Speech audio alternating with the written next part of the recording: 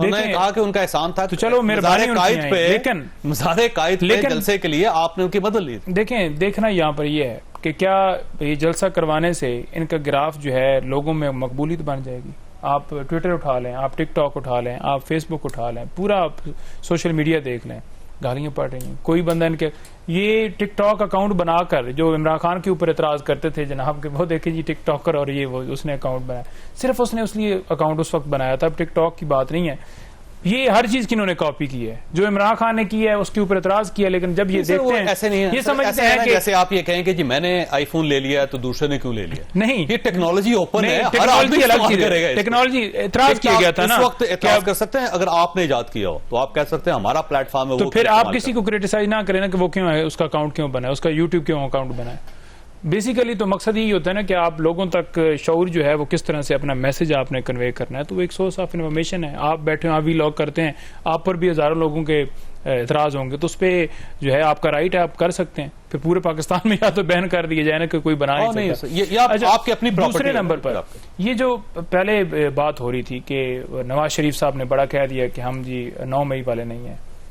आप जो है 9 मई वाले तो नहीं है, 9 मई के हवाले से तो 28 मई वाले होकर, हाँ 28 मई वाले हैं। आप ये भी लिखें ना कि 97 वाले भी आप ही हैं जब आपने सुप्रीम कोर्ट के ऊपर हमला किया था। 2014 वाले भी आप ही हैं जो मॉडल टाउन के अंदर वाक़या हुआ था। 2018 वाले भी आप ही हैं जब आपने ये कहा था कि जो पाकिस्तानी हैं इदारे हैं वो मुंबई हमलों में इन्वॉल्व हैं। मरियम नवाज, सिर्फ एक मिनट रुकिएगा। मरियम नवाज साहिबा इस वक्त मीनार पाकिस्तान पे मौजूद हैं। वो अपने वालिद का हेलीकॉप्टर देख के उनकी आंखों में आंसू आ गए और क्राउड को रोती हुई नजर आ रही है इस वक्त। ज़ाहिर एक जज्बाती उनके लिए एक लम्हा है कि उनके वालिद को 4 साल पहले जिस तरह पाकिस्तान से बाहर भिजवाया गया, जिस तरह उनको गिरफ्तार किया गया, फिर जिस तरह मरियम नवाज को मियां नवाज शरीफ की मौजूदगी में जेल में गिरफ्तार किया गया, तो सारी चीज़ें ज़ाहिर है इंसान इमोशनल हो जाता है और वो इमोशंस इस वक्त आपको उनकी आंखों में और उनके चेहरे पर नज़र आ रहे हैं। तो मैं क्योंकि थोड़ा सा पहले जर्नलिज्म में आ गया था तो 92 से मैं इन तमाम मनाजर को देख रहा हूँ। तो मैंने मोहतरमा बेनज़ीर भुट्टो की वापसी 86 में मैं देखी, जब मैं उस वक्त स्टूडेंट था।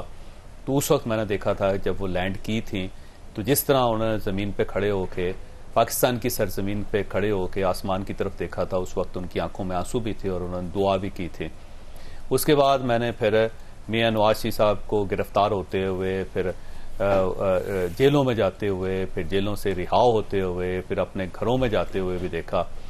और इनके जो वालिद हैं मियां शरीफ, वो उनके बारे में मैं आपको एक दिलचस्प चीज़ बताता जाऊं कि जब 99 में 12 अक्टूबर 99 में मियां नवाज शरीफ और उनकी फैमिली को, उनके भाइयों को, उनके बच्चों को गिरफ्तार किया गया था, तो उसके बाद वो जेल में चले गए थे और मियां शरीफ जो उनके वालिद हैं वो बाहर थे और इनकी बेगम साहिबा जो मरहुमा है बेगम कलसूम नवाज, वो बाहर थी और बेगम कलसूम नवाज ने अपने खामद की रिहाई के लिए उस वक्त कोशिश शुरू की थी। उन्होंने पार्टी की सरबराही संभाली थी, क़यादत संभाली थी।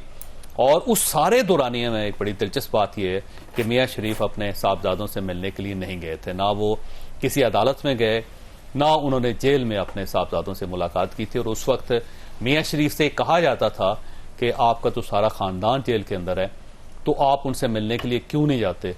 तो मियां शरीफ का ये कहना था कि मैंने अपने बेटों को आज़ाद फिजाओं में देखा था, मैं जब तक वो आज़ाद नहीं होते मैं उनसे नहीं मुलाकात करूंगा।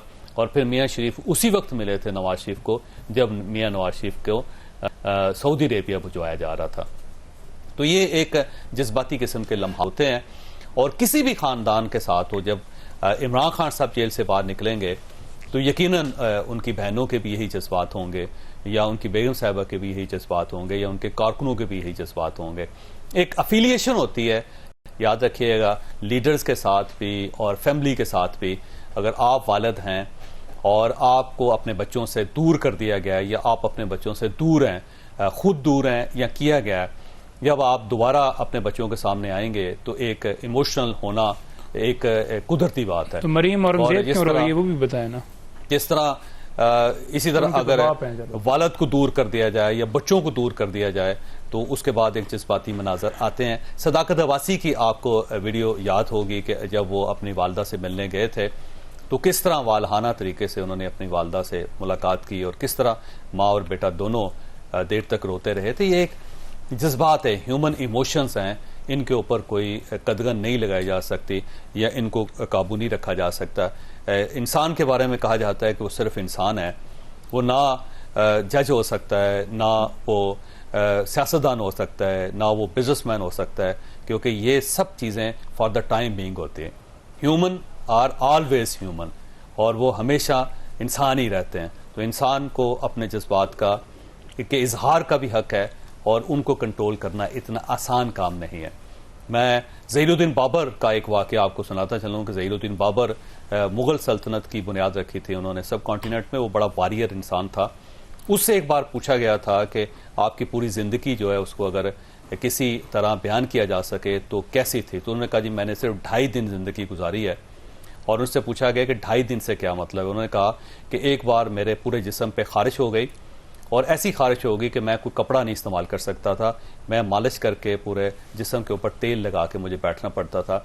जब मेरे दुश्मन शिबानी खान को ये पता चला कि मैं बीमार हूँ तो वो सिर्फ मुझे ये देखने के लिए आया कि मेरा जो दुश्मन है उसकी हालत क्या है। तो जब मुझे पता चला कि शिबानी खान मुझसे मिलना चाहता है तो मैंने ना सिर्फ पूरे कपड़े पहने बल्कि शाही लिबास पहन के सर के ऊपर ताज रख के मैं उसके सामने बैठा और वो सारा दिन सिर्फ मेरी हालत देखने के लिए, मेरी मजबूरी देखने के लिए मेरे सामने बैठा रहा और मैं उसके सामने बैठा रहा।